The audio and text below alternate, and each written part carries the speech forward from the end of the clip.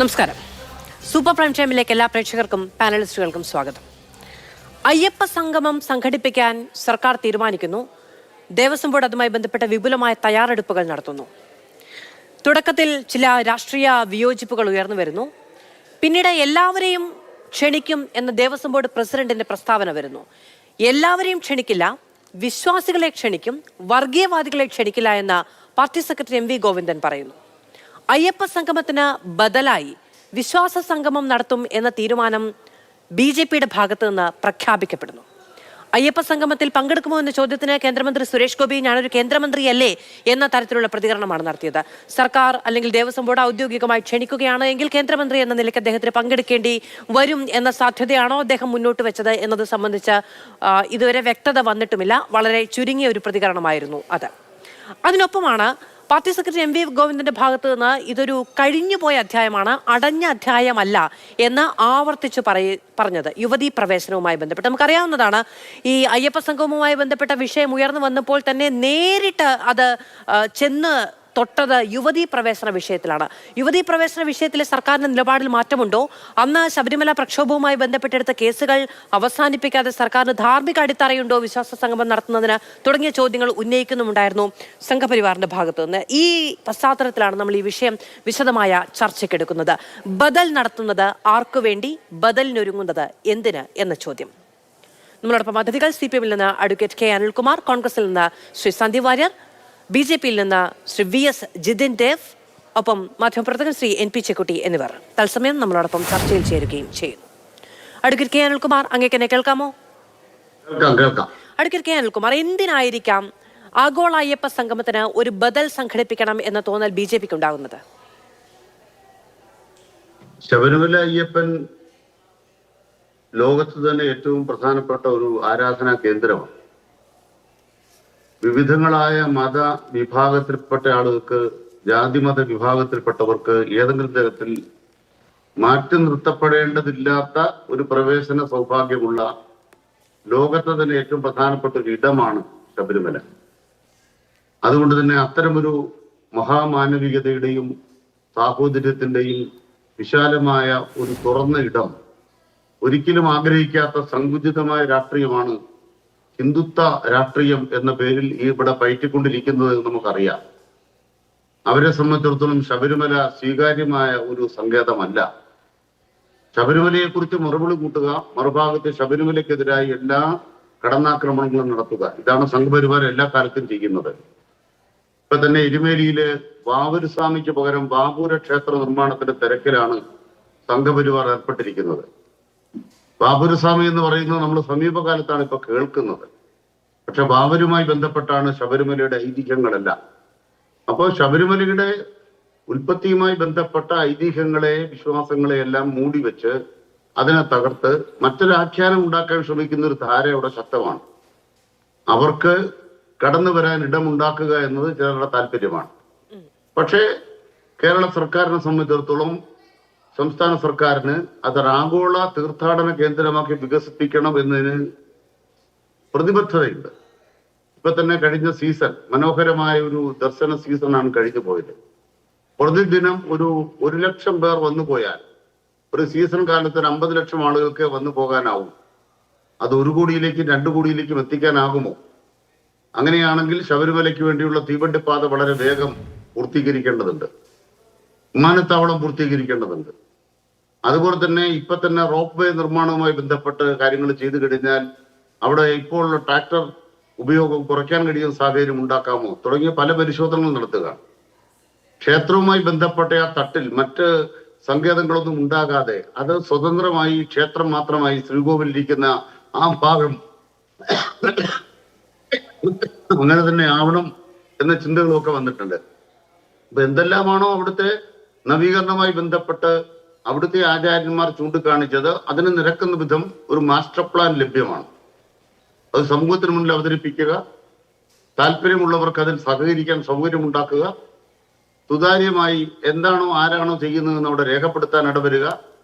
ഇതെല്ലാം തന്നെ ആളുകളുടെ മുമ്പിൽ കൊണ്ടുവന്നുകൊണ്ട് ജനശ്രദ്ധയിലേക്ക്, ക്ഷേത്രത്തെ ആകെ ലോകത്തിന്റെ ശ്രദ്ധയിലേക്ക് കുറച്ചുകൂടി ഉയർന്ന ഒരു തീർത്ഥാടന പ്രവാഹത്തിന്റെ ഇടമാക്കി ഇതിനെ മാറ്റി തീർക്കുക. ഇതെല്ലാം ആഗോള അയ്യപ്പ സംഗമത്തിന്റെ ലക്ഷ്യങ്ങൾ.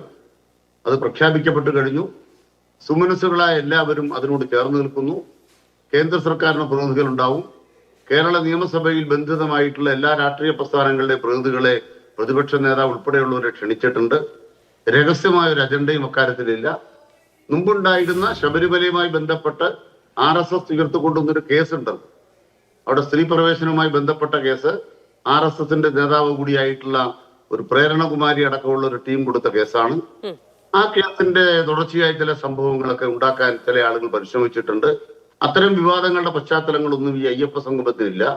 അയ്യപ്പ സംഗമം നടത്തട്ടെ, മറ്റാവശ്യങ്ങളുള്ളവർക്ക് അത്തരം കാര്യങ്ങൾ സർക്കാരിന്റെ മുന്നിൽ ജനാധിപത്യപരമായി ഉന്നയിക്കാം. ജനാധിപത്യപരമായി സർക്കാർ അതിനോട് പ്രതികരിക്കുകയും ചെയ്യും. അയ്യപ്പ സങ്കേതം എന്ന നിലയ്ക്ക്, ലോകത്തെ ഏറ്റവും പ്രധാനപ്പെട്ട ഒരു ആരാധനാ കേന്ദ്രം എന്ന നിലയ്ക്ക് വിവാദങ്ങളിൽ നിന്നും ശബരിമലയെ മോചിപ്പിക്കാൻ ബന്ധപ്പെട്ടവർ എല്ലാവരും സഹകരിക്കണം. അതാണ് വിശ്വാസികളുടെ താല്പര്യമെന്നാണ് CPM കരുതുന്നത്. ശരി, ശ്രീ സന്ധ്യ വാര്യർ, ഇത് സംബന്ധിച്ച് UDF-ൽ ഒരു അയ്യപ്പ സംഗമത്തിൽ പങ്കെടുക്കണമോ വേണ്ടയോ എന്ന കാര്യത്തിൽ ഇപ്പോഴും ഒരു ആശയക്കുഴപ്പം നിലനിൽക്കുന്നുണ്ടോ? ഇതിപ്പോൾ ബഹിഷ്കരിക്കാൻ ഒരു രാഷ്ട്രീയ പരിപാടി എന്ന നിലയ്ക്ക് കാണാൻ കഴിയില്ല. കാരണം വിശ്വാസികളുടെ ഒരു സംഗമമാണ്. അത് പ്രതിപക്ഷ നേതാവ് തന്നെ ചൂണ്ടിക്കാണിക്കുകയും ചെയ്തൊരു കാര്യമാണ്. അത് പക്ഷേ രാഷ്ട്രീയമായി അതിനെ നേരിടേണ്ടി വന്നാൽ അതിന്റെ അങ്ങേയറ്റം വരെ രാഷ്ട്രീയം മാത്രം പറഞ്ഞു നിൽക്കേണ്ടി വരും. അങ്ങനെ ശബരിമലയുമായി ബന്ധപ്പെട്ട ഒരു വിഷയത്തിൽ ആ നിലയ്ക്ക് മുന്നോട്ട് പോകുന്നത് തിരിച്ചടിയാകുമോ എന്ന കാര്യത്തിൽ ഒരു ആശങ്കയുണ്ടോ? ഇനി വിശ്വാസ സംഗമം BJP ഇതിന് ബദലായി സംഘടിപ്പിക്കുകയാണെങ്കിൽ UDF അതിലെന്ത് നിലപാടെടുക്കും എന്നത് സംബന്ധിച്ച് വലിയ ചർച്ചയാകും. ആ തരത്തിൽ ഇതിലൊരു തീരുമാനമെടുക്കാൻ കഴിയാത്ത ബുദ്ധിമുട്ട് UDF അനുഭവിക്കുന്നുണ്ടോ? മാധു, ഇതൊരു വളരെ സെൻസിറ്റീവ് ആയിട്ടുള്ളൊരു വിഷയമാണെന്നുള്ളത് ആർക്കും തർക്കമില്ലല്ലോ. വിശ്വാസവുമായി ബന്ധപ്പെട്ടൊരു വിഷയമാണ്, വളരെ സെൻസിറ്റീവാണ്, അവധാനതയോടുകൂടി കൈകാര്യം ചെയ്യേണ്ട വിഷയമാണ്. ഈ വളരെ സെൻസിറ്റീവായിട്ടുള്ള അവധാനതയോടുകൂടി കൈകാര്യം ചെയ്യേണ്ട വിഷയം അങ്ങേയറ്റം ലളിതയുക്തിയോട് കൂടിയിട്ടോ അല്ലെങ്കിൽ കുയുക്തിയോട് കൂടിയിട്ടോ കൈകാര്യം ചെയ്ത രണ്ട് വിഭാഗമാണ് പരസ്പരം ഇപ്പോൾ പോരടിച്ചുകൊണ്ടിരിക്കുന്നത്. ഇവിടെ വാസ്തവത്തിൽ എന്തുകൊണ്ടാണ് സർക്കാരിൻ്റെ അയ്യപ്പ സംഗമത്തെ അതിൻ്റെ ഉദ്ദേശശുദ്ധിയെ UDF എതിർക്കുന്നത്? ഉത്തരം വളരെ വ്യക്തമല്ലേ. കേരളത്തിലെ ബഹുജനങ്ങൾക്ക് മുഴുവൻ അറിയാം, ശബരിമലയെ തകർക്കാൻ വേണ്ടി കച്ചകെട്ടി ഇറങ്ങിയിട്ടുള്ളൊരു മുഖ്യമന്ത്രിയും അദ്ദേഹത്തിൻ്റെ പാർട്ടിയും. ശബരിമല അടിസ്ഥാന പ്രശ്നം എന്തായിരുന്നു? ശബരിമലയിൽ സുപ്രീം കോടതി വിധിയെ തുടർന്നുണ്ടായിട്ടുള്ള ഒരു പ്രത്യേക പരിസ്ഥിതി മുതലെടുത്തുകൊണ്ട് ശബരിമലയിൽ കാലങ്ങളായി നിലകൊണ്ട ആചാരം ഇല്ലാതാക്കാൻ വേണ്ടി, ലംഘിക്കാൻ വേണ്ടി മുഖ്യമന്ത്രി പോലീസിനെ ഉപയോഗിച്ചുകൊണ്ട് നടത്തിയിട്ടുള്ള പരിശ്രമങ്ങൾ ഇത് എല്ലാവർക്കും അറിയുന്ന കാര്യമാണ്. ആ കാലത്ത് കേരളം മുഴുവൻ ഇത് ചർച്ച ചെയ്തിട്ടുള്ള കാര്യമല്ലേ. കേരളത്തിലെ ജനങ്ങൾ മുഴുവൻ, വിശ്വാസികൾ മുഴുവൻ ആ വിഷയത്തിൽ CPM-എതിരായിട്ട്, സംസ്ഥാന സർക്കാരിനെതിരായിട്ട്, മുഖ്യമന്ത്രിക്കെതിരായിട്ടുള്ള ഒരു വലിയ വികാരം തന്നെ കേരളത്തിൽ ഉണ്ടായതല്ലേ. അപ്പോൾ ഇതെല്ലാം മറച്ചു വെച്ചുകൊണ്ട് കഴിഞ്ഞ 9 വർഷവും ഇല്ലാത്തൊരു ശബരിമല സ്നേഹം, ശബരിമലയിലെ വിശ്വാസത്തെ തകർക്കാൻ വേണ്ടി അതിന് നേതൃത്വം കൊടുത്ത ആളുകൾ ഇപ്പോൾ വന്നിട്ട് ആഗോള അയ്യപ്പ സംഗമം നടത്തുമ്പോൾ സ്വാഭാവികമായിട്ടും വിശ്വാസികൾക്ക് അതിൽ വിശ്വാസക്കുറവുണ്ട്. കാരണം ഈ സർക്കാർ നടത്തുന്ന, ഈ സർക്കാരിൻ്റെ ഉദ്ദേശശുദ്ധിയോടെയാണ് സംശയമുള്ളത്. ഈ സർക്കാർ ഏതെങ്കിലും നിലപാട് മാറ്റിയിട്ടുണ്ടെങ്കിൽ അത് തുറന്നു പറയാൻ തയ്യാറാവണ്ടേ? മുഖ്യമന്ത്രി പറഞ്ഞിട്ടുള്ള കാര്യങ്ങൾ എന്തൊക്കെയാണ് ആ സമരകാലത്ത്? മുഖ്യമന്ത്രി അന്ന് പറഞ്ഞിട്ടുള്ള പ്രസംഗങ്ങളുടെ ക്ലിപ്പുകളൊക്കെ ഇപ്പോൾ വീണ്ടും പ്രചരിച്ചുകൊണ്ടിരിക്കുന്നുണ്ട്. എന്തൊക്കെയാണ് മുഖ്യമന്ത്രി എന്ന് പറഞ്ഞത്? നൈഷ്ഠിക ബ്രഹ്മചാരിയായിട്ടുള്ള അയ്യപ്പന് ബ്രഹ്മചാരിയായിട്ടുള്ള തന്ത്രി വേണം പൂജ നടത്താൻ എന്നന്ന് പ്രസംഗിച്ചത് ഓർമ്മയില്ലേ? അനിൽകുമാർ മറന്നുപോയോ? ഇന്ന് നിങ്ങൾക്ക് അതേ അഭിപ്രായം ഉണ്ടോ? ഇന്ന് നിങ്ങൾക്ക് ശബരിമല തന്ത്രിയെക്കുറിച്ച് അഭിപ്രായമാണോ ഉള്ളത്? ശബരിമല തന്ത്രി കുടുംബത്തെക്കുറിച്ച് എത്ര നികൃഷ്ടമായിട്ടുള്ള അഭിപ്രായങ്ങൾ മുഖ്യമന്ത്രി പറഞ്ഞിട്ടുണ്ട്. പന്തളം രാജകുടുംബത്തെക്കുറിച്ച് എന്തൊക്കെ തോന്നിവാസങ്ങൾ നിങ്ങൾ പറഞ്ഞിട്ടുണ്ട്.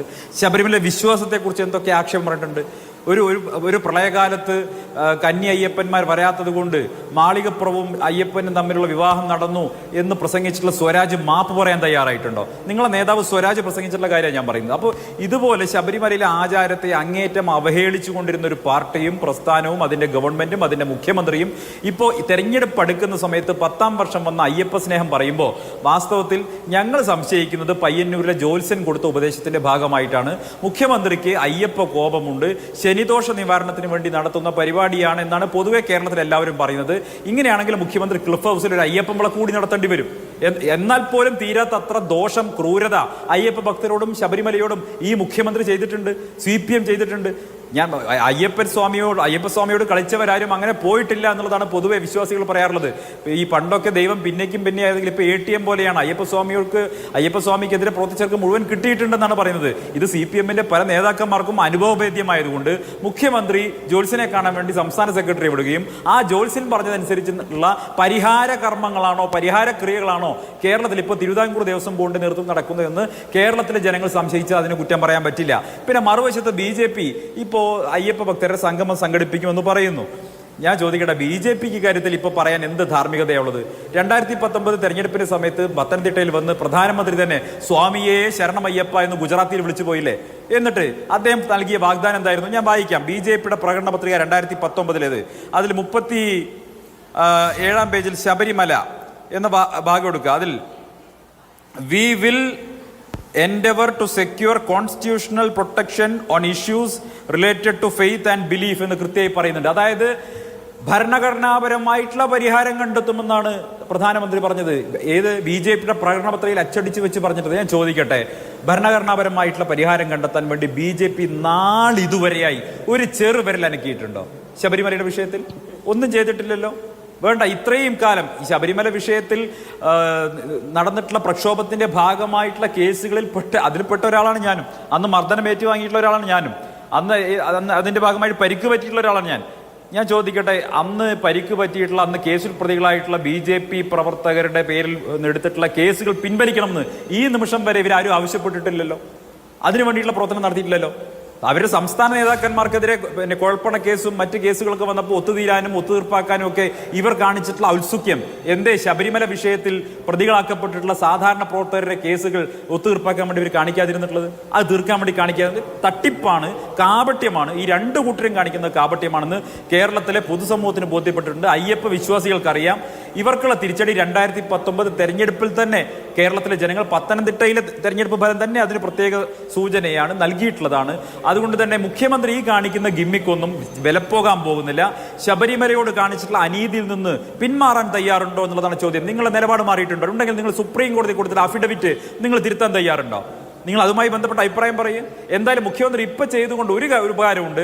നിങ്ങൾ ശബരിമലയോട് ചെയ്തിട്ടുള്ള എല്ലാ തരത്തിലുള്ള അക്രമവും, അയ്യപ്പ ഭക്തരോട് കാണിച്ചിട്ടുള്ള വിവേചനവും അനീതിയും എല്ലാം വീണ്ടും കേരളത്തിലെ പൊതുസമൂഹത്തിൽ ചർച്ച ചെയ്യപ്പെടാൻ ഇത് വീണ്ടും ഉപകരിച്ചിട്ടുണ്ടെന്നുള്ള തർക്കമൊന്നും വേണ്ട. എന്തായാലും ഇത് CPM ഇത് സെൽഫ് കോളായി മാറാൻ പോവുകയാണ്. ശരി, അതാണ് കോൺഗ്രസ് ഉറ്റുനോക്കുന്നത്. കാരണം ഈ തെരഞ്ഞെടുപ്പ് വർഷത്തിൽ വീണ്ടും നമുക്കറിയാവുന്നതാണ്, കഴിഞ്ഞ ലോക്സഭ, ഈ 2019 ലോക്സഭാ തെരഞ്ഞെടുപ്പിന് സമാനമായ രീതിയിൽ ഈ വിഷയങ്ങൾ, വിവാദങ്ങൾ ഉയർന്നു വരുന്നുണ്ടോ എന്നുള്ളതാണ് കോൺഗ്രസ് ഉറ്റുനോക്കുന്നത്.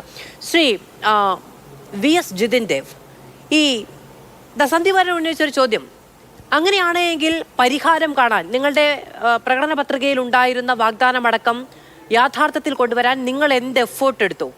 അതോ ഈ കേസുകൾ ഇങ്ങനെ നിങ്ങളുടെ അണികൾക്ക് മേൽ നിൽക്കുന്നതാണ് നിങ്ങൾക്ക് രാഷ്ട്രീയ ലാഭം എന്നുള്ളതാണോ? ഇത് പറഞ്ഞുകൊണ്ട് ഇപ്പോഴും അയ്യപ്പ ഭക്തന്മാർക്ക് നേരെ എടുത്ത, ശബരിമല വിശ്വാസത്തിനും ആചാരത്തിനും വേണ്ടി എടുത്ത കേസുകൾ നിൽക്കുകയാണ്, ഞങ്ങളുടെ പ്രവർത്തകർ അതിന്റെ പേരിൽ വേട്ടയാടപ്പെടുകയാണ് എന്ന നിലയ്ക്ക് പ്രചാരണം നടത്തുക എന്ന ലക്ഷ്യം മാത്രമാണോ ഉള്ളത്?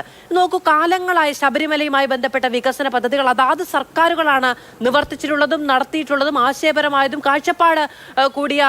കാഴ്ചപ്പാടോട് കൂടിയ വികസനം അവിടെ നടപ്പിലാക്കിയിട്ടുള്ളതും എല്ലാം അതാത് സർക്കാരുകളാണ്. അതല്ലാതെ ശരിയാണ്, ഒരു വലിയ സംഭവ വികാസം ശബരിമല കേന്ദ്രീകരിച്ചുണ്ടായി. അതിന് ആധാരമായി വന്നത് ഒരു സുപ്രീം കോടതി വിധിയാണ്. അതിന്റെ പശ്ചാത്തലത്തിൽ വലിയ വിവാദങ്ങളും വലിയ പ്രക്ഷോഭങ്ങളും ഒക്കെ ഉണ്ടായി, നിയമ നടപടികളെ അടക്കം കടന്നുപോയി. പക്ഷേ സർക്കാരുകളാണ് എല്ലാ കാലത്തും ശബരിമല കേന്ദ്രീകരിച്ചുള്ള വികസന പദ്ധതികൾക്കൊക്കെ മുൻകൈ എടുത്തിട്ടുള്ളത്. അങ്ങനെ ഒരു വികസന പദ്ധതി മുന്നിട്ട് വരുമ്പോൾ ഞങ്ങൾക്ക് എന്തെങ്കിലും ചെയ്യാൻ കഴിയുള്ളൂ, ഞങ്ങളാണ് വിശ്വാസികളെ അവിടെ സംഘടിപ്പിക്കേണ്ടത് എന്ന അവകാശബോധവും ചിന്തയും എങ്ങനെയാണ് BJPക്ക് ഉണ്ടാകുന്നത്? മധുവിൻ്റെ ചോദ്യത്തിലേക്ക് ഞാൻ വരാം. അതിനു മുമ്പ് ഈ ശബരിമല ആഗോള അയ്യപ്പ സംഗമത്തെ നമുക്ക് രണ്ട് വാക്കുകൾ വിശേഷിപ്പിക്കാം. ഒന്ന് കച്ചവടം, രണ്ട് കാപട്യം. കച്ചവടം എന്ന് പറഞ്ഞു കഴിഞ്ഞാൽ CPM A എന്ന് പറഞ്ഞിട്ടുണ്ടെങ്കിൽ അതിനകത്തൊരു B ഉണ്ടെന്ന് അറിയാവുന്നവരാണ് കേരളത്തിലെ സമൂഹം മുഴുവൻ. കാരണം CPMന് കൃത്യമായ താല്പര്യങ്ങൾ ഇതിനകത്തുണ്ട്. നോക്കൂ, ഇവിടെ K അനിൽകുമാർ വളരെ ഭംഗിയായിട്ടാണ് ശബരിമലയുടെ വികസനത്തെ സംബന്ധിച്ചിട്ടുള്ള അദ്ദേഹത്തിൻ്റെ ആശങ്കകൾ പങ്കുവച്ചത്. എന്നാണ് ഈ CPM നേതാക്കന്മാർക്ക് ഇങ്ങനെ വിശ്വാസികളോട് സ്നേഹമുണ്ടായത്? എന്നു മുതലാണ് ക്ഷേത്രങ്ങൾ സംരക്ഷിക്കപ്പെടേണ്ടതാണെന്നും ക്ഷേത്രങ്ങളിൽ വികസനം ഉണ്ടാകണമെന്നുള്ള ചിന്ത CPMനുണ്ടായത്? അപ്പോൾ അനിൽകുമാർ, ഇത് നിങ്ങൾ ക്ഷേത്രത്തെ സംരക്ഷിക്കാനോ അല്ലെങ്കിൽ ശബരിമലയെ ഈ പറഞ്ഞതുപോലെ നിങ്ങൾ പറയുന്നത് പോലെ ആഗോള തീർത്ഥാടന കേന്ദ്രമാക്കി മാറ്റാനൊന്നുമല്ല. നിങ്ങൾ ഇതിനകത്ത് എവിടെയോ ഒരു കച്ചവടം കണ്ടിട്ടുണ്ട്. ആ കച്ചവടം പുറം സമൂഹം ചർച്ച ചെയ്തിരിക്കാനാണ് നിങ്ങൾ ഈ വിവാദങ്ങളിലൊക്കെ എല്ലാം നിങ്ങൾ ശ്രദ്ധ കേന്ദ്രീകരിച്ചുകൊണ്ടിരിക്കുന്നത്. കാരണം ശബരിമലയെ സംബന്ധിച്ച് അല്ലെങ്കിൽ ശബരിമലയുമായി ബന്ധപ്പെട്ട് ഹെക്ടർ കണക്കിന് ഭൂമിയുണ്ട്. ഇവിടെ എവിടെയോ നിങ്ങളൊരു കച്ചവട സാധ്യത കാണുന്നുണ്ട്. ആ കച്ചവട സാധ്യത മുതലാക്കാനുള്ള ശ്രമങ്ങളാണ് നിങ്ങൾ നടത്തിക്കൊണ്ട്. അല്ലാതെ നിങ്ങൾക്ക് വിശ്വാസികളോട് സ്നേഹവും ആത്മാർത്ഥതയും ശബരിമല സംരക്ഷിക്കപ്പെടണം എന്നുള്ളൊക്കെ താല്പര്യം ഉണ്ടായെന്ന് പറഞ്ഞാൽ ഈ നാട്ടിൽ അരിയാഹാരം കഴിക്കുന്ന ആരും വിശ്വസിക്കുന്നില്ല. കാരണം നിങ്ങളുടെ ആദർശങ്ങളും നിങ്ങളുടെ മാനിഫെസ്റ്റോയും ഇതെല്ലാം ഇതിൽ നിന്ന് തീർത്തും വിരുദ്ധമാണ്. അപ്പോൾ ഈ കച്ചവടത്തിന് പിന്നിൽ മറ്റൊരു ഉദ്ദേശമുണ്ട്. കാരണം നിങ്ങൾ നോക്കൂ മാധു, ഇവിടെ പൊതുമരാമത്ത്, tourism, IT, science and technology, ഈ പറഞ്ഞ സ്ഥലങ്ങളിലൊക്കെയാണ് ധാരാളം നിക്ഷേപങ്ങൾ വരാനുള്ള സാധ്യതയുള്ളത്. ഈ നിക്ഷേപങ്ങൾ വരുന്ന സാഹചര്യങ്ങളിൽ ഇതിനൊക്കെ ഒരുപക്ഷെ ഉടക്കുമായി നിൽക്കുന്നത് റവന്യൂ ആണ്. ഈ ശബരിമല സംഘടിപ്പിക്കുന്ന ആഗോള അയ്യപ്പ സംഗമം, ഈ അയ്യപ്പ സംഗമത്തിനകത്ത് ഇവർ കണ്ടുവച്ചിരിക്കുന്ന ഏതൊക്കെയോ ഇൻവെസ്റ്റേഴ്സ് വരുന്നുണ്ടാവും. ആ ഇൻവെസ്റ്റേഴ്സിന് എന്തൊക്കെയോ താല്പര്യങ്ങൾ ഉണ്ടാകും. ആ താല്പര്യങ്ങൾ സംരക്ഷിക്കാനായിട്ട് ഇവർ ഏതെങ്കിലുമൊക്കെ ചെയ്യും. ഈ താല്പര്യങ്ങൾ സാധിച്ചു കൊടുക്കാൻ വേണ്ടിയിട്ട് പണ്ട് ലോക കേരള സഭ ഉഡായിപ്പിനകത്ത് ചെയ്തതുപോലെ ഈ റവന്യൂ വകുപ്പിനെയും കൂടെ വെട്ടിക്കൊണ്ട് ഒരു സിംഗിൾ വിൻഡോ സംവിധാനം തുറക്കത്തില്ലെന്ന് നിങ്ങൾ ചിന്തിക്കുന്നുണ്ടോ? അപ്പോൾ ആ സിംഗിൾ വിൻഡോ സംവിധാനത്തിലൂടെ ഈ പറഞ്ഞ റവന്യൂ ഉൾപ്പെടെയുള്ള അനുമതികൾ ഇങ്ങനെ നേടിക്കെടുക്കാൻ ഇവർക്ക് സാധിക്കും. ഇതാണ് ഇവരുടെ ഉദ്ദേശം. കാരണം കിട്ടുന്ന കമ്മീഷൻ പണം CPIക്ക് കൊടുക്കാതെ CPMന് മാത്രമായിട്ട് എടുക്കാൻ സാധിക്കും. നിങ്ങൾ നോക്കൂ, അല്ലെങ്കിൽ ബജറ്റ് അലോക്കേഷൻ നിങ്ങൾ പരിശോധിക്കും, 60% ഈ ഒരു കുടുംബത്തിലാണ്. കേരളത്തിന്റെ ബജറ്റിന്റെ 60% വിനിയോഗിക്കപ്പെടുന്ന തീരുമാനങ്ങൾ എടുക്കുന്നെങ്കിലും അല്ലെങ്കിൽ ആ ബജറ്റ് അലോക്കേഷനും ഈ ഒരു കുടുംബത്തിനെ കേന്ദ്രീകരിച്ചാണ്. അപ്പൊ ഇതിനകത്ത് കൃത്യമായ കച്ചവട താല്പര്യമുണ്ട്. രണ്ടാമത് അനിൽകുമാർ എന്തോ പ്രേരണാകുമാരി ആരുടെയൊക്കെ പേരുകൾ പറയുന്നുണ്ട്, RSS ആക്ടിവിസ്റ്റ് ആണ്.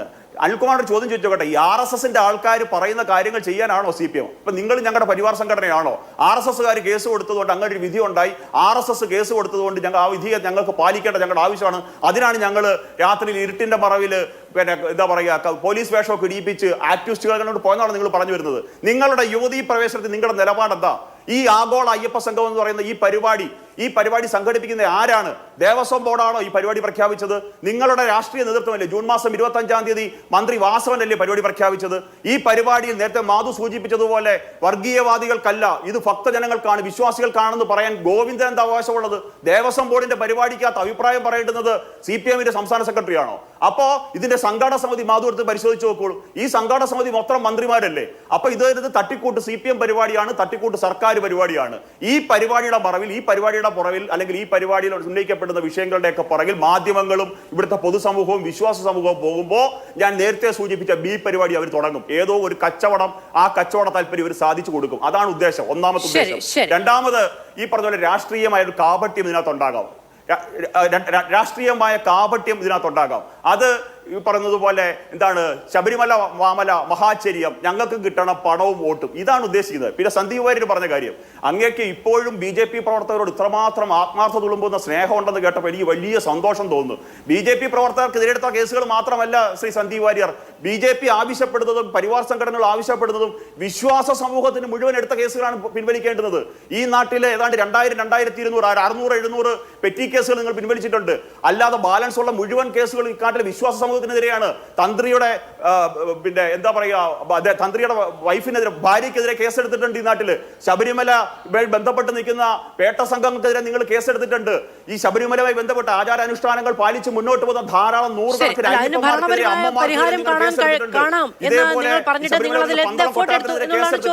ഇവിടെ ഒരു കാര്യം ശരി ശ്രീ വി എസ്, ഞാൻ അങ്ങേലേക്ക് വരാം. ഉത്തരത്തിലേക്ക് ഞാൻ വരാം. അല്ല, അങ്ങ് എന്റെ ഉത്തരത്തിലേക്ക് വരാം എന്ന് പറഞ്ഞുകൊണ്ടാണ് തുടങ്ങിയത്. പക്ഷെ ഇത്രയും നേരം അങ്ങ് സംസാരിച്ചത് ഞാൻ വരാം. കോടതിയുടെ പരിഗണനയിലിരിക്കുന്ന ഒരു വിഷയം ഇവിടെ സന്ദീപ് വാര്യർ 37-ാം പേജിലെ BJP പ്രകടനപത്രത്തിലേക്ക് ഉദ്ധരിച്ചു.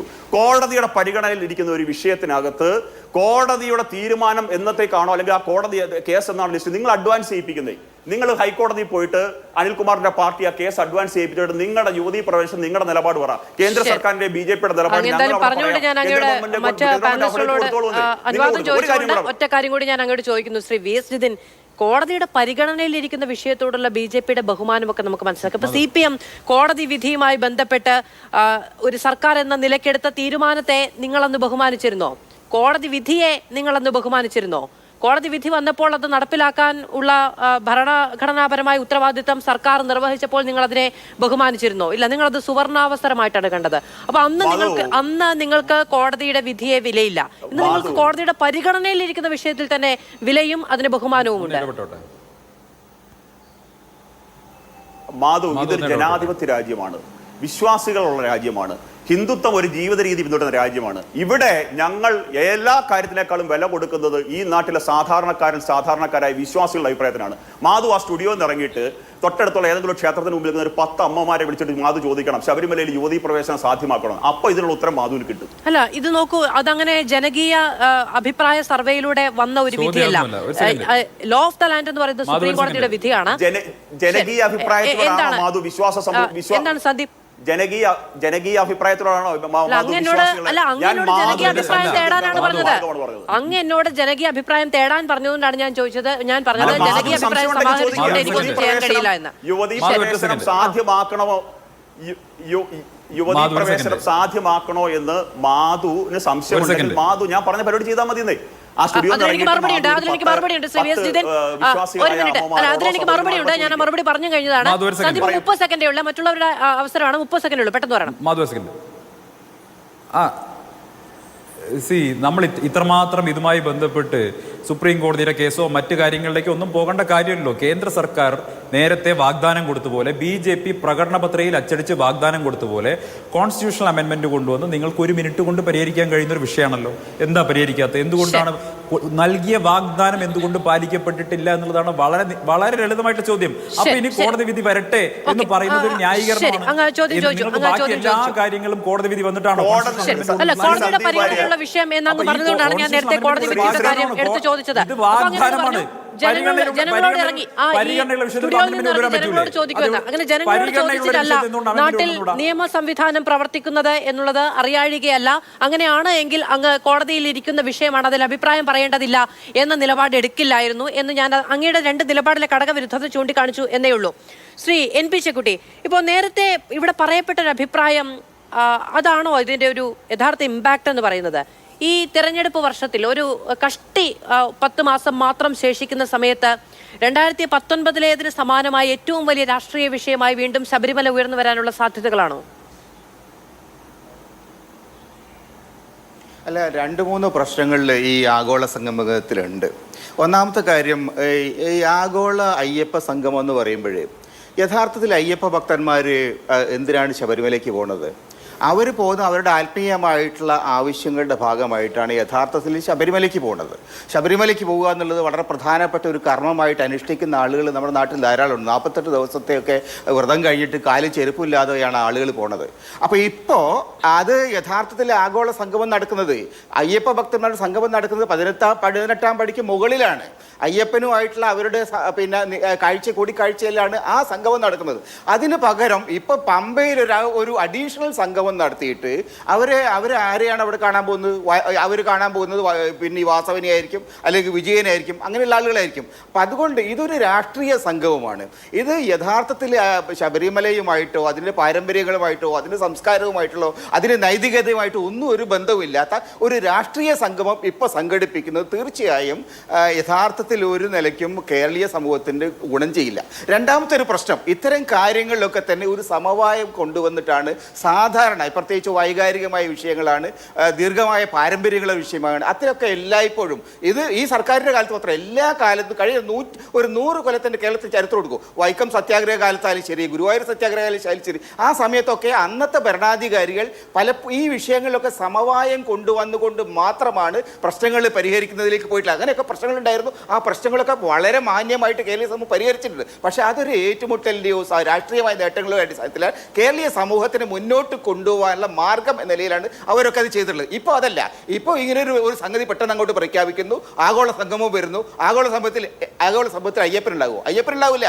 അയ്യപ്പനും അല്ല, നേരെ മറിച്ച് വാസവനും വിജയനും അങ്ങനെയുള്ള ആളുകളാണ് അയ്യപ്പനും പകരം അവിടെ വരുന്നത്. ഇതൊക്കെ തന്നെ രാഷ്ട്രീയമായിട്ടുള്ള നേട്ടങ്ങൾ ഉണ്ടാക്കാൻ വേണ്ടി ശ്രമമാണ്. ഒരു നിലയ്ക്കും ശബരിമലയ്ക്കോ വിശ്വാസികൾക്കോ അതുകൊണ്ട് പ്രത്യേകിച്ച് ഗുണമൊന്നും ഉണ്ടാകാൻ പോകുന്നില്ല. അത്തരം കക്ഷി രാഷ്ട്രീയ താല്പര്യങ്ങളിൽ നിന്ന് മാറിയിട്ട് കുറെ കൂടി ഒരു സമവായത്തിൻ്റെ അന്തരീക്ഷം സർക്കാർ പോവുകയാണ് നല്ലത്. അതുകൊണ്ട് തന്നെ ഈ സംഗമം അവർ ഏകപക്ഷീയമായി നടത്തുകയാണെങ്കിൽ നാളെ അത് ഈ സർക്കാരിനും ഇടതുപക്ഷത്തിനും പഴയ മാതിരി തന്നെ ഒരു ദുരന്തമായിട്ട് വരാനുള്ള സാധ്യതയുണ്ട്. അവരുടെ ചർച്ചയുടെ സ്വഭാവം തീർച്ചയായും ഇതിൻ്റെ യഥാർത്ഥമായ ഉദ്ദേശ ലക്ഷ്യങ്ങളെക്കുറിച്ചുള്ള ഒരു സംശയത്തിലേക്കാണ് നയിക്കുക. ഇത് ഗുണം ചെയ്യത്തേക്കാളേറെ ദോഷം ചെയ്യും എന്നാണ് എനിക്ക് തോന്നുന്നത്. ശരി, അഡ്വക്കേറ്റ് കെ അനിൽകുമാർ, ഇതിപ്പോ ക്ലിഫ് ഹൗസിൽ ഒരു അയ്യപ്പൻ വിളക്ക് നടത്തുന്നതാണ് ഇതിനേക്കാൾ നല്ലത്, അങ്ങനെ ഒരു പാപപരിഹാരത്തിന്റെ പേരിലാണെങ്കിൽ എന്നുള്ളതാണ് കോൺഗ്രസിന്റെ പരിഹാസം. ഈ നിലയ്ക്ക് സർക്കാർ എന്തിനാണ് ഈ വിഷയങ്ങളെ വീണ്ടും ചർച്ചയിലേക്ക് കൊണ്ടുവരാൻ വേണ്ടി ഇങ്ങനെ ഒരു ശ്രമം നടത്തുന്നത്? ഇതൊരു രാഷ്ട്രീയ സംഗമം എന്ന നിലയ്ക്ക് തന്നെ ചർച്ച ചെയ്യപ്പെടുകയാണോ? അത് അപ്പോഴത്തേക്ക് ശബരിമലയുടെ വികസനത്തിന് വേണ്ടിയുള്ള അഭിപ്രായ സ്വരൂപണത്തിനുള്ള വേദി ഒരുക്കുക എന്ന് പറയുന്ന ലക്ഷ്യം അത് നടക്കാതെ പോകുമോ?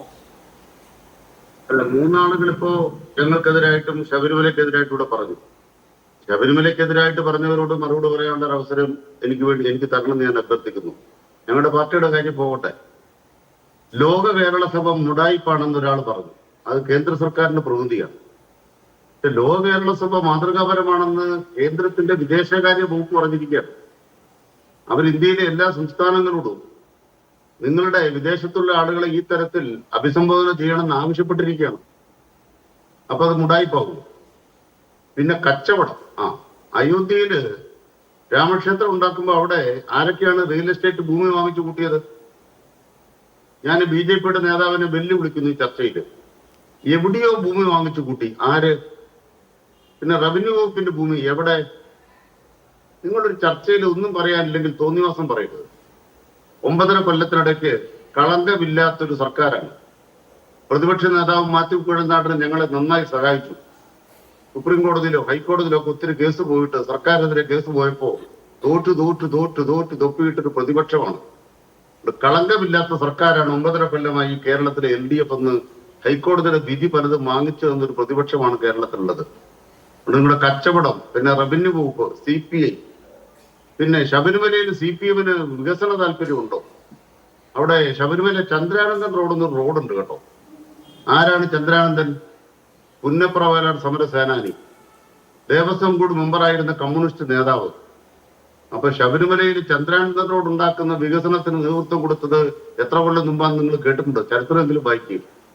നിങ്ങൾ ഈ സുവർണാവസരം തേടി ശബരിമലയിൽ പോയവരല്ലേ? ഞങ്ങൾ സുവർണാവസരം തേടിയല്ല ശബരിമലയ്ക്ക് പോകുന്നത്. ചന്ദ്രാനന്ദൻ റോഡ് ഉണ്ടാക്കിയ ദേവസ്വം ബോർഡിന്റെ അംഗമായിരുന്ന കമ്മ്യൂണിസ്റ്റ് പാർട്ടി, ചന്ദ്രാനന്ദന്റെ കമ്മ്യൂണിസ്റ്റ് പാർട്ടി, ഇന്നത്തെ കാലത്ത് ശബരിമലയ്ക്ക് എന്നാ വേണം? അതുകൊണ്ട് നരേന്ദ്രമോദിയോട് നേരം കിട്ടുമ്പോൾ ചോദിച്ചിട്ട് പറ. തീവണ്ടിപ്പാത ഉണ്ടാക്കുന്ന കേന്ദ്രം ശബരിമലയ്ക്ക് തീവണ്ടിപ്പാത ഉണ്ടാക്കാൻ പകുതി പൈസ കേരളം കൊടുക്കണം. അതെന്ത് ന്യായമാണ്? അങ്ങനെ കൊടുത്തേക്കാവെന്ന് പിണറായി പറഞ്ഞു. എന്നാ പിന്നെ അത് വാങ്ങിച്ചിട്ട് ആ തീവണ്ടിപ്പാതയിൽ നിന്ന് വലിച്ചുകൊണ്ട് നമുക്ക് കേന്ദ്ര സർക്കാർ അങ്ങനെ സഹായിക്കാനായി. അപ്പൊ ശബരിമലയിലേക്ക് തീവണ്ടിപ്പാത ഉണ്ടാക്കുന്ന റിയൽ എസ്റ്റേറ്റ് കച്ചവടത്തിനാണ്. പിന്നെ എരുമേലി വിമാനത്താവളം ഉണ്ടാക്കാൻ പോകണം. ഞങ്ങൾ റിയൽ എസ്റ്റേറ്റ് കച്ചവടത്തിനാണോ? വിമാനത്താവളം തീവണ്ടിപ്പാത ഉണ്ടാക്കാൻ നടക്കുന്ന പിണറായി സർക്കാർ ഈ ഇതുമായിട്ട് ഇറങ്ങി തിരിച്ചത് ഇന്ന് 9 കൊല്ലത്തിനിടയ്ക്ക് തോന്നിയ ബുദ്ധിയാണോ? സർക്കാർ ഇറങ്ങാൻ നേരത്ത് തോന്നിയ ബുദ്ധിയാണോ? വിമാനത്താവളത്തിന്റെ പരിപാടികളുണ്ട്. എത്ര കാലമായി നിങ്ങൾ കേൾക്കണില്ലേ? എരുമേലി വിമാനത്താവളം ശബരിമലയ്ക്കല്ലാതെ പിന്നെ എങ്ങോട്ടുള്ള വിമാനത്താവളം ഇപ്പൊ സർക്കാർ തുടങ്ങിയതാണ്. പിന്നെ BJP-ന്ന് കോൺഗ്രസിലേക്ക് പോയ നേതാവ്, ആ നേതാവിനോട് ചോദിക്കണം. ആ നേതാവിന്റെ അന്നത്തെ നേതാവ് ബയ്യാജി ജോഷി, ആ നേതാവ് അന്നത്തെ പത്രം ജന്മഭൂമി, സന്ദീപ് വാര്യയുടെ അന്നത്തെ പത്രം, ഇന്ന് ജന്മഭൂമി അദ്ദേഹം വരുത്തുന്നുണ്ടോ എന്ന് എനിക്കറിയില്ല. സ്ത്രീകൾക്കിനി മല ചവിട്ടാം. അദ്ദേഹത്തിന്റെ ഇപ്പോഴത്തെ നേതാവ്, പഴയ നേതാവല്ല, ഇപ്പോഴത്തെ നേതാവ് രാഹുൽ ഗാന്ധി എന്താ പറഞ്ഞത്? എന്താ രാഹുൽ ഗാന്ധിയുടെ നിലപാട്? സുപ്രീം കോടതി വിധിയെ രാഹുൽ ഗാന്ധി എതിർത്തോ അതോ സ്വാഗതം ചെയ്തോ? സന്ദീപ് വാര്യരോട് ചോദിക്കുകയാണ്. അപ്പൊ കോടതി വിധി വന്നപ്പോ RSSന്റെ നിലപാടുണ്ട്, അതുപോലെ തന്നെ കോൺഗ്രസിന് AICCക്ക് നിലപാടുണ്ട്, രാഹുൽ ഗാന്ധിക്ക് നിലപാടുണ്ട്, കേരളത്തിലെ എല്ലാ രാഷ്ട്രീയ പാർട്ടികൾക്കും ഒരു നിലപാടുണ്ട്. സുവർണാവസരം തേടിയിട്ട് ശബരിമല ചോരയൊടുക്കാൻ നടന്ന കൂട്ടത്തിൽ കമ്മ്യൂണിസ്റ്റ് പാർട്ടി ഇല്ല കേട്ടോ. ഈ 9 കൊല്ലത്തിനിടയ്ക്ക് അയ്യപ്പ ശാപം ഞങ്ങൾക്ക്. അത് ശരി. അങ്ങനെയാണെങ്കിൽ 12 ജില്ല, ശബരിമലയുള്ള 12 ജില്ലയിൽ ഒരൊറ്റ സീറ്റുണ്ടോ കോൺഗ്രസിന്? അയ്യപ്പ ശാപം കൊണ്ടാണോ കോൺഗ്രസിന് ഒരു സീറ്റില്ലാതെ പോയത്? സന്ദീപ് വാര്യർ കഴിഞ്ഞ തെരഞ്ഞെടുപ്പ് കാലത്ത് BJP ആയിരുന്നല്ലോ അല്ലെ? ഈയിടെയാണല്ലോ മാറിയത്. അവിടെ ആ കറുത്ത ഉടുപ്പിട്ടുകൊണ്ട് നിങ്ങളുടെ നേതാവ് നടന്നല്ലോ. ശബരിമല ഉൾപ്പെടുന്ന മണ്ഡലത്തിൽ എന്താ ഈ അവസ്ഥ? നിയമസഭയിൽ ഉണ്ടായിരുന്ന വട്ടപൂജ്യം ഇപ്പോ ശബരിമലയിൽ നിങ്ങൾ ഈ ചോരയെടുക്കാൻ നടന്നപ്പോ ഒരു സീറ്റ്, ഇപ്പൊ 0. അപ്പൊ അയ്യപ്പ ശാപം RSSന് നേരെയാണോ കമ്മ്യൂണിസ്റ്റ് പാർട്ടിയുടെ നേരെയാണോ? കമ്മ്യൂണിസ്റ്റ് പാർട്ടിക്ക് കേരള ചരിത്രത്തിൽ CPM-നും CPI കൂടെ കേവല ഭൂരിപക്ഷം. ഇപ്പൊ കമ്മ്യൂണിസ്റ്റ് പാർട്ടികൾ കേരള നിയമസഭ കേവല ഭൂരിപക്ഷമുണ്ട്. അത് കഴിഞ്ഞ 2020-21 തെരഞ്ഞെടുപ്പിന് ശേഷമാണ്. അപ്പൊ ഞങ്ങൾക്ക് അയ്യപ്പ ശാപമാണോ? അയ്യപ്പ ശാപം ഉള്ളതുകൊണ്ട് കമ്മ്യൂണിസ്റ്റ് പാർട്ടികൾ 2 പാർട്ടി കൂടെ കേവല ഭൂരിപക്ഷം. ആ ഭൂരിപക്ഷമുള്ള കേരളത്തിൽ ഈ കൊല്ലങ്ങളിലെല്ലാം ശബരിമല തീർത്ഥാടനം ഞങ്ങൾ വളരെ മാതൃകാപരമായി നടത്തിയിട്ടുണ്ട് കേട്ടോ. കഴിഞ്ഞ തീർത്ഥാടനം അത് അയ്യപ്പനെതിരായിട്ടാണോ? പിന്നെന്താണ്? എന്താ ഇപ്പൊ പരിപാടി? ഇത് ദേവസ്വം ബോർഡ് ആ പരിപാടി നടത്തുന്നത് നിങ്ങൾക്ക് മനസ്സിലായിട്ടില്ലേ? പ്രതിപക്ഷ നേതാവിനെ ക്ഷണിക്കാൻ പോയപ്പോ ദേവസ്വം ബോർഡിന്റെ കത്തുമായിട്ടല്ലേ പോയത്? അപ്പൊ ആ ദേവസ്വം ബോർഡ് പ്രസിഡന്റിനെ വിളിച്ചിരുത്തി, പഴയ കോൺഗ്രസ്സുകാരനാണല്ലോ, വിളിച്ചിരുത്തിയിട്ട് പ്രതിപക്ഷ നേതാവിന് ചോദിക്കാൻ പറ്റേ എന്താ വന്നത്, എന്താ നിങ്ങളുടെ പരിപാടി, സംശയം വല്ലതും ഉണ്ടെ ചോദിക്കാൻ പറ്റേ, എന്താ ചോദിക്കാത്തത്? അതല്ലേ സംവാദം. ഇവിടെ ഒരു SDP-യുടെ നമ്മുടെ കൈവെട്ട് സംഘത്തിന്റെ നേതാവുണ്ടല്ലോ, പേര് ഞാൻ മറന്നുപോയി അദ്ദേഹത്തിന്റെ, ഇവിടെ ചർച്ച പങ്കെടുക്കുന്ന ഒരാളുണ്ടല്ലോ, ആ തേജസ് പത്രത്തിന്റെ പഴയ ഒരു എഡിറ്ററോ എന്തോ ഒരു നേതാവാണല്ലോ അദ്ദേഹം. ഇവിടെ ചർച്ച പറയുന്നത് കേട്ടല്ലോ, മാർക്സിസ്റ്റ് പാർട്ടിക്കെതിരെ ഏതോ ഒരു വിജയന്റെ ഒരു വാസവന്റെ കാര്യം. അത് ആരാന്ന് അദ്ദേഹത്തിന് അറിയില്ല, മലയാളിയാന്ന് തോന്നുന്നില്ല. ഇങ്ങനെയുള്ള ഒരു ചർച്ചയ്ക്കൊന്നും വിളിക്കരുത് കേട്ടോ. മുഖ്യമന്ത്രിയൊക്കെ അപമാനിക്കാൻ കെട്ടും കെട്ടി ഇറങ്ങിയിരിക്കുന്ന കുറെ പേരുണ്ട്, അവരെ ഒന്നും ചർച്ചയ്ക്ക് വിളിക്കരുത്. മര്യാദയ്ക്ക് വർത്തമാനം പറയുന്നവരെ ചർച്ചയ്ക്ക് വിളിക്കണം. തെരഞ്ഞെടുക്കപ്പെട്ട ഗവൺമെന്റാണ്, 9.5 കൊല്ലമായിട്ട് കേരളത്തിന്റെ മുഖ്യമന്ത്രിയാണ്. ഇങ്ങേരോട് എന്താ പഠിച്ചത്? വിജയൻ മടിയിലിട്ട് വളർത്തുകയാണോ വിജയനെ? അതുകൊണ്ട് പറയാൻ ആഗ്രഹിക്കുന്നത്, നിങ്ങൾക്കൊക്കെ മനസ്സിനകത്ത് കുറെ കുശുമ്പുണ്ട്. പക്ഷെ നിങ്ങളുടെ കുശുമ്പ് പോലല്ലേ ഈ കേരളം വികസിച്ചുകൊണ്ടിരിക്കുകയാണ്. ആ കൂടെ ശബരിമലയും. ഇന്നത്തെ വികസനം പോരാ, അവിടെ ഒരു മാസ്റ്റർ പ്ലാൻ ഉണ്ട്. നിങ്ങളെ മാസ്റ്റർ പ്ലാൻ കണ്ടിട്ടുണ്ടോ?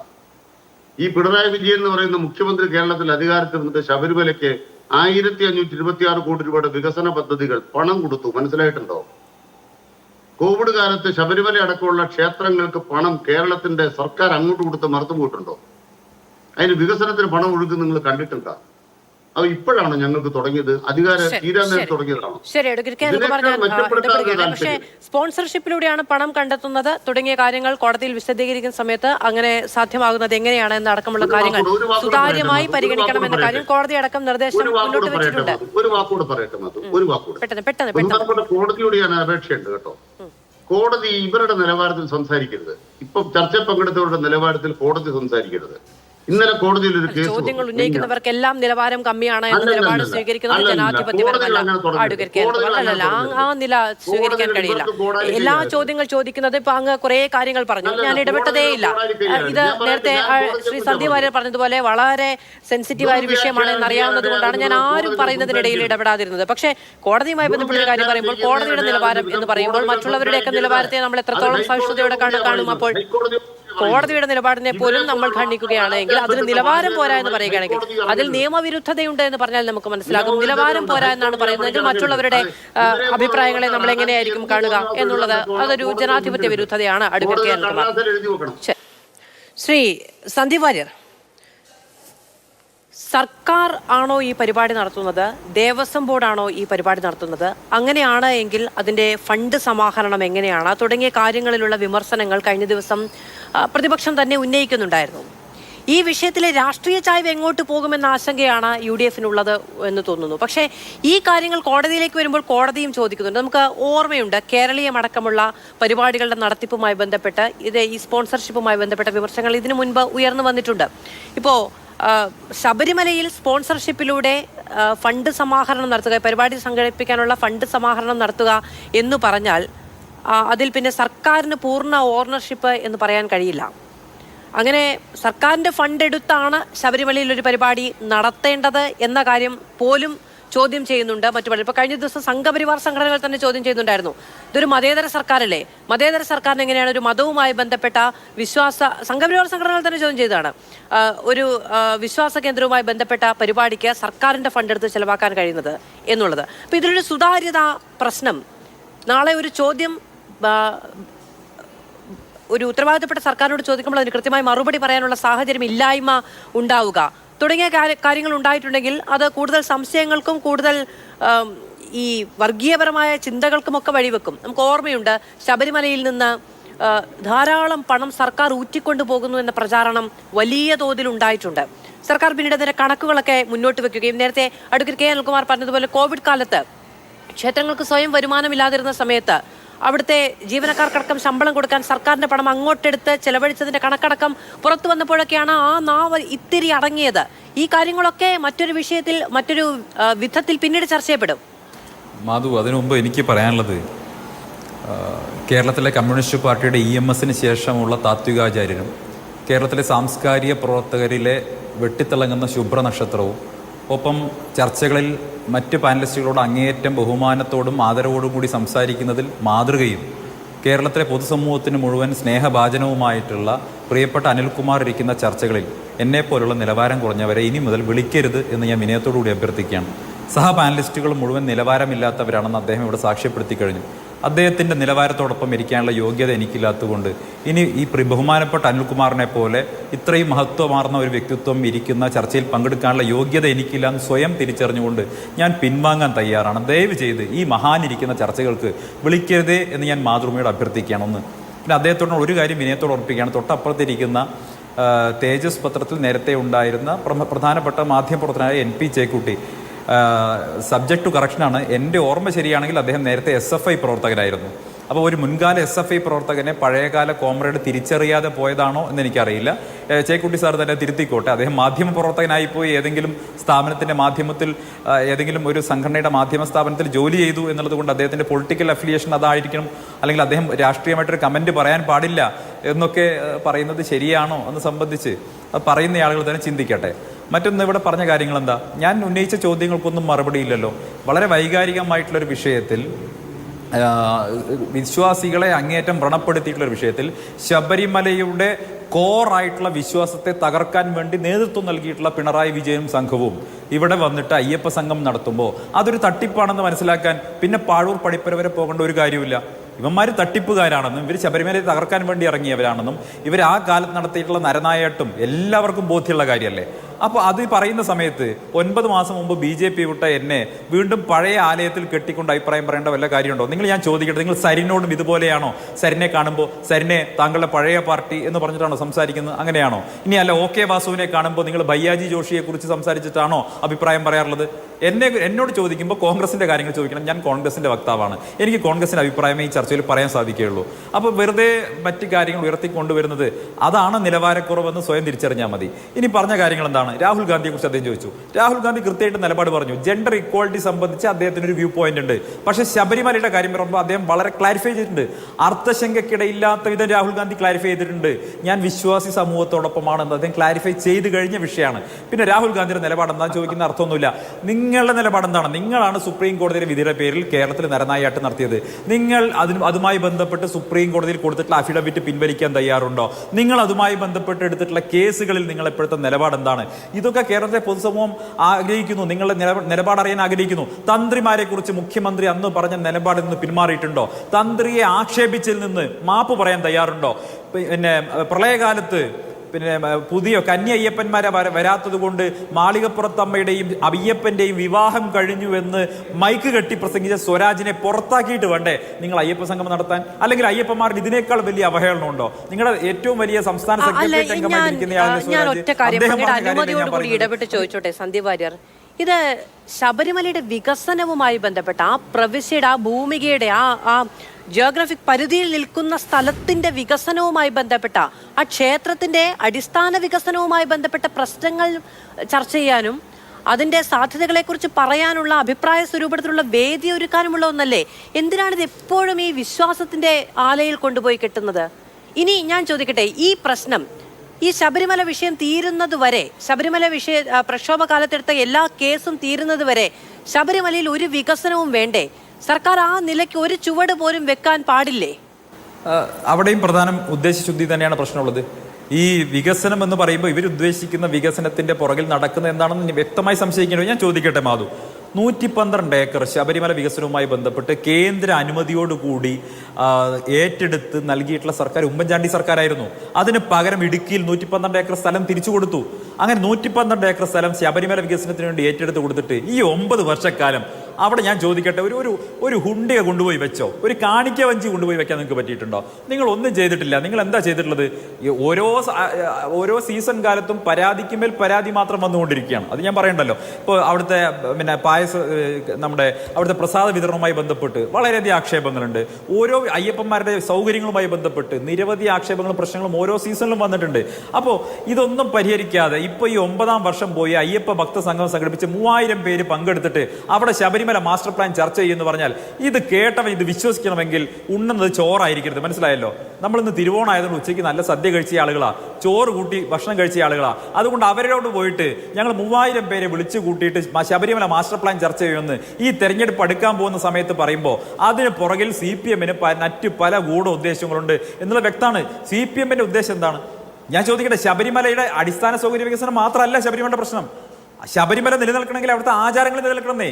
ആ ആചാരം നിലനിൽക്കാതെ ശബരിമലയിൽ ക്ഷേത്രമില്ലാതെ, ക്ഷേത്രത്തിൽ വിശ്വാസമില്ലാതെ, വിശ്വാസികൾക്ക് പിന്നെ അവരുടെ ആചാരം സംരക്ഷിക്കാൻ കഴിയാതെ നിങ്ങൾ അവിടെ കുറെ അടിസ്ഥാന സൗകര്യ വികസനം ഉണ്ടാക്കാൻ എന്ന പേരിൽ നടത്തുന്ന ഈ തട്ടിപ്പ് സംഘമല്ലാതെ അങ്ങനെ ശബരിമലയിൽ ആചാരവുമായി ബന്ധപ്പെട്ടോ അവിടുത്തെ വിശ്വാസം നിലനിൽക്കാത്തതുമായി ബന്ധപ്പെട്ട ഭീഷണിയൊന്നും നിലനിൽക്കുന്നില്ലല്ലോ ശ്രീ സന്ദീപ് വാര്യർ. അതാണ് നേരത്തെ പാർട്ടി സെക്രട്ടറി ചോദിച്ചില്ലേ, കഴിഞ്ഞു പോയ കാര്യമല്ലേ എന്ന്. ഭീഷണി സർക്കാരിന്റെ നിലപാടല്ലേ ഭീഷണി? മാധു അല്ല, കഴിഞ്ഞു പോയ കാര്യമല്ലല്ലോ മാധു. കഴിഞ്ഞു പോയ കാര്യമാണെങ്കിൽ എന്ത് ചെയ്യണം? വിശ്വാസികളെ വിശ്വാസം അറച്ചെടുക്കാൻ വേണ്ടി സർക്കാർ എന്ത് ചെയ്യണം? സർക്കാർ പോയി കോടതി പോയി പറഞ്ഞു ഞങ്ങളുടെ നിലപാട് മാറി, ഞങ്ങൾ ശബരിമല ആചാരം സംരക്ഷിക്കണം എന്നുള്ളതാണ് ഞങ്ങളുടെ നിലപാട്. ശബരിമലയിൽ ഈ പ്രത്യേക കാലയളവിലുള്ള സ്ത്രീ പ്രവേശനം ആവശ്യമില്ല, യുവതീ പ്രവേശനം ആവശ്യമില്ല എന്നുള്ള വിശ്വാസികളുടെ നിലപാടിനൊപ്പമാണ് ഞങ്ങൾ എന്ന് എന്തേ പറയാൻ പറ്റാതെ പോകുന്നത്? അതങ്ങ് പറഞ്ഞ പ്രശ്നം തീരില്ലേ? ശരി, അങ്ങനെ നിലപാട് മാറിയിട്ടുണ്ടോ? ഞങ്ങൾ ഭൂലോകം ഇടിഞ്ഞു ആകാശം ഇടിഞ്ഞു വീണാലും നിലപാട് മാറില്ല എന്ന് പറഞ്ഞവരല്ലേ? ആകാശം ഇടിഞ്ഞു വീണാലും ശബരിമലയെ സംബന്ധിച്ച് നിലപാട് മാറില്ല.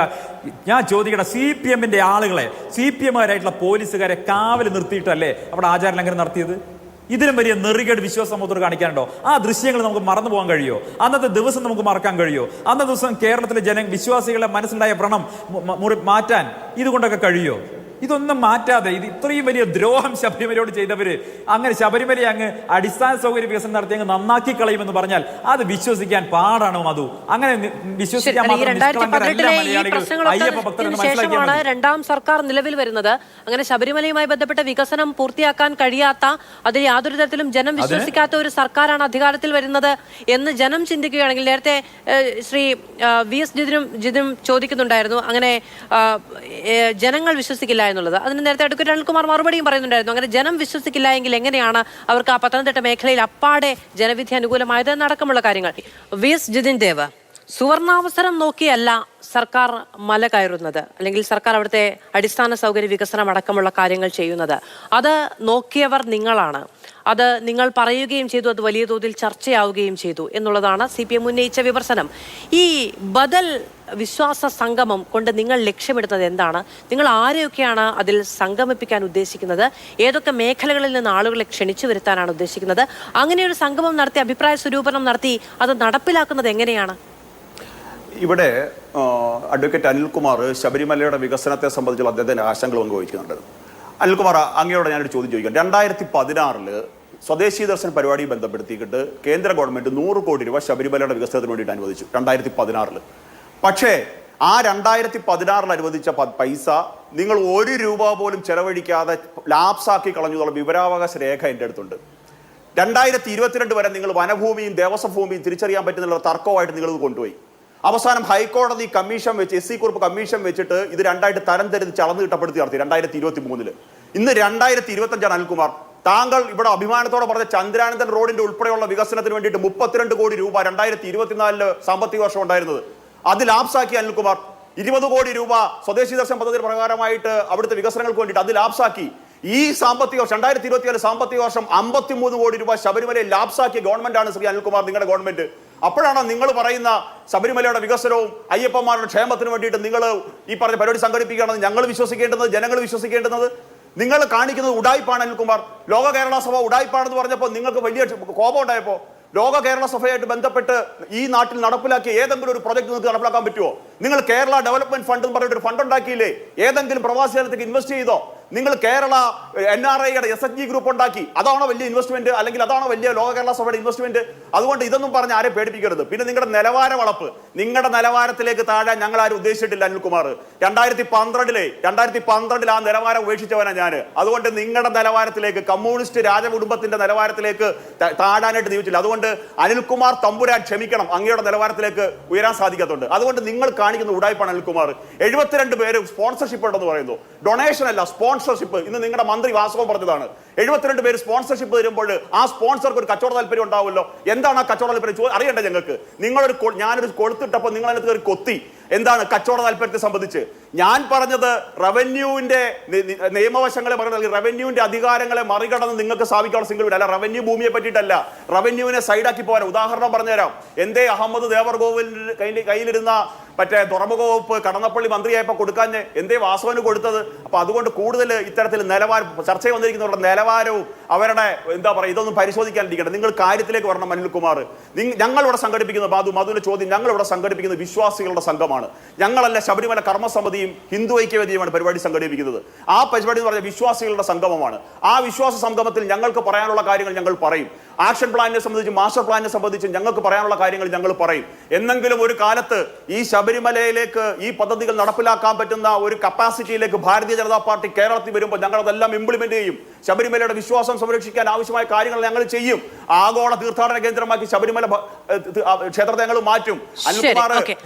അതൊരു പ്രതിഷേധ യോഗം എന്ന നിലയ്ക്കാണ് നിങ്ങൾ സംഘടിപ്പിക്കാൻ ഉദ്ദേശിക്കുന്നത് എന്നാണ് മനസ്സിലാകുന്നത്. പ്രതിഷേധ യോഗമല്ല മാധു, പ്രതിഷേധ യോഗമല്ല മാധു, അങ്ങനെ പോകല്ലേ മാധു. പ്രതിഷേധ യോഗമല്ല മാധു, അത് വിശ്വാസി സംഘമാണ്, യഥാർത്ഥ വിശ്വാസികളുടെ സംഗമം. ഇവര് വിളിച്ചു കൂട്ടുന്ന കച്ചവടക്കാരുടെ സംഘമല്ല, ശബരിമല വിശ്വസിച്ച യഥാർത്ഥ വിശ്വാസികളുടെ സംഗമം. അതായത് നോമ്പെടുത്ത് മാലയിട്ട് പമ്പാ ഗണപതിയെ തൊഴുത് നീലിമലയും കരിമലയും കടന്ന് അപ്പാച്ചിമേടും കടന്ന് 18 പടി ചവിട്ടി അവിടെ അയ്യന്റെ മുമ്പിൽ ചെന്ന് നിന്നിട്ട് തൊഴുത്. ആ സമയത്തൊക്കെ ദേവസ്വം ബോർഡ് ഗാർഡ് ഒന്ന് പിടിച്ചു മാറ്റും. എങ്കിലും അവിടെ ഒരു നോക്ക് തൊഴുത് എന്റെ ഭഗവാനെ എന്റെ അയ്യപ്പ സ്വാമിയെ എന്ന് വിളിക്കുമ്പോൾ ആശ്വാസം കിട്ടുന്ന പണക്കാരൻ മുതൽ പാവപ്പെട്ടവൻ വരെ ഉണ്ട്.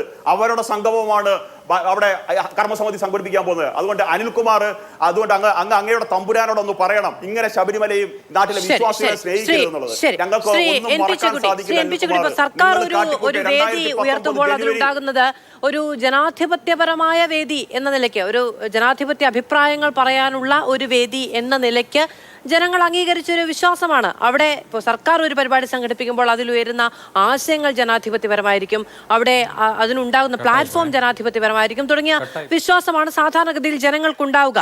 അങ്ങനെ ഒരു വിശ്വാസത്തിന്റെ പേരിലല്ലാതെ വീണ്ടും ഇപ്പോൾ ഈ വിശ്വാസ സംഗമവും ബദൽ സംഗമവും ഒക്കെ ഉണ്ടാകുമ്പോൾ ശബരിമല വീണ്ടും വലിയ ഈ ക്രമസമാധാന പ്രശ്നത്തിലേക്കും വലിയ രാഷ്ട്രീയ പോരാട്ടങ്ങളുടെ പശ്ചാത്തലത്തിലേക്കും ഒക്കെ കടന്നു പോയില്ലേ?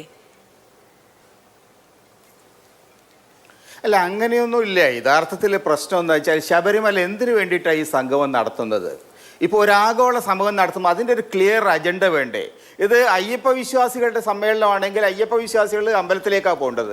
അല്ലാതെ ഇപ്പം ഈ മറ്റേ പറയുന്ന രണ്ട് കക്ഷികളുടെ പേര് ഞാൻ പറഞ്ഞു, ഇവരുടെ പേരല്ലാണ്ട് ഞാൻ എന്താ അഡ്രസ്സ്, ഏത് മേൽവിലാസത്തിലാണ് ഇവർ വിളിക്കേണ്ടത്? ഒരാളെ വിജയനെന്നും ഒരാളെ വാസവനെന്നും വിളിക്കും. അവരുടെ പേരതായിരിക്കുന്ന കാലത്തോളം വേറെ എന്തെങ്കിലും പേരിൽ എനിക്ക് വിളിക്കാൻ പറ്റുമോ? അപ്പോൾ ആ തരത്തിൽ ആളുകളുടെ പേര് വിളിക്കുന്നത് പോലും വലിയ അക്രമാസക്തമായ ഒരു കുറ്റമായിട്ട് കണക്കാക്കപ്പെടുന്ന ഈ നാട്ടിൽ യഥാർത്ഥത്തിൽ എന്താ വിളിക്കേണ്ടത്? ഞാൻ മോഡി എന്നല്ലാണ്ട് വേറെ എന്താ വിളിക്കേണ്ടത്? അതൊക്കെ നിങ്ങൾ വിളിച്ചാൽ മതി. അപ്പം യഥാർത്ഥത്തിലുള്ള പ്രശ്നം, യഥാർത്ഥത്തിൽ ഈ സമ്മേളനം എന്തിനു വേണ്ടിയിട്ടാണ്? ഈ സമ്മേളനത്തിലെ ഉദ്ദേശ ലക്ഷ്യങ്ങൾ എന്തിട്ടാണ്? അതൊരു വളരെ ഗൗരവമുള്ള ചോദ്യമാണ്. ആ ചോദ്യത്തിന് പ്രശ്നം അവിടെ വികസനമാണ്. വികസനവുമായിട്ട് ബന്ധപ്പെട്ട് ഞാൻ ചോദിക്കട്ടെ, ശബരിമലയ്ക്ക് ഒരു മാസ്റ്റർ പ്ലാൻ ഉണ്ട്. ശബരിമലയെ സംബന്ധിച്ചിടത്തോളം ദീർഘകാലമായിട്ട് മലയാളികൾ കൃത്യമായിട്ട് നിലപാടുകൾ പറഞ്ഞിട്ടുണ്ട്. അവിടെ എന്താ നടക്കേണ്ടതെന്ന് പറഞ്ഞിട്ടുണ്ട്, അവിടെ എന്ത് തരം ആവശ്യങ്ങളാണെന്നുള്ളത് പറഞ്ഞിട്ടുണ്ട്. ഇതിനെക്കുറിച്ച് ഒന്നും ഒരു കൺഫ്യൂഷൻ ഇല്ല. കൺഫ്യൂഷൻ അവർക്കുള്ളത്, അവർക്ക് ഈ ശബരിമല വല്ലതും കിട്ടാനുണ്ടോ എന്നുള്ളതാണ് അവർ നോക്കുന്നത്. അത് കിട്ടണേ അത് വേറെ പരസ്യമായിട്ട് വാങ്ങണം. അല്ലാതെ നാട്ടിലെ ജനങ്ങളെ താല്പര്യങ്ങളുണ്ട്, സ്പോൺസർഷിപ്പുമായി ബന്ധപ്പെട്ട താല്പര്യങ്ങളുണ്ട് തുടങ്ങിയ ഒരുപാട് വിമർശനങ്ങൾ സർക്കാരിന് മുന്നിലേക്ക് വരുന്നുണ്ട്. ഇക്കാര്യത്തിൽ വ്യക്തത വരുത്താൻ സർക്കാരിന് കഴിയണം എന്നുള്ളതാണ് കോടതിയുടെ പരാമർശവും ഉണ്ടായിരിക്കുന്നത്. എന്തായാലും വലിയ വിവാദങ്ങളും വലിയ അഭിപ്രായ സംഘർഷങ്ങളും സമാധാന പ്രശ്നങ്ങളും ഇല്ലാതെ തന്നെ മുന്നോട്ട് പോകാൻ സർക്കാരിനും ദേവസ്വം ബോർഡിനും സാധിക്കട്ടെ. വളരെയധികം നന്ദി പാനലിസ്റ്റുകൾക്ക്, പ്രേക്ഷകർക്ക്.